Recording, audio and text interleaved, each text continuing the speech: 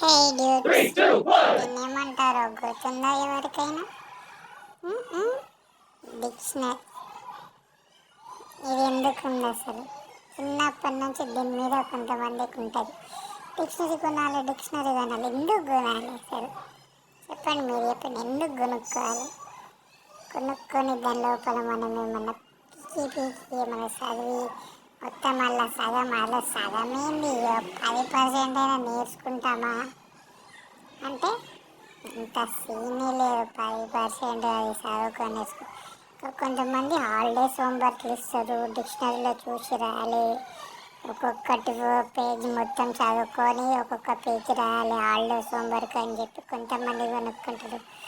అది ఎందుకు కొంటాం రా అసలు? ఇది నాకైతే అస్సలు అర్థం కాదు. ఎందుకు చిన్నప్పటి నుంచి కొనాలి, డిక్షనరీ కొనుక్కోవాలి కాబట్టి ఉండాలి ఇంట్లో అన్నట్టు కొనుక్కుంటారు. ఎందుకంటే నేను కూడా ఉన్నామనుకో. నాకు తెలిసి మా అన్న 8th 6th ఉన్నప్పుడు, ఇప్పుడు నేనే బీటెక్ 4th అయిపోతుంది.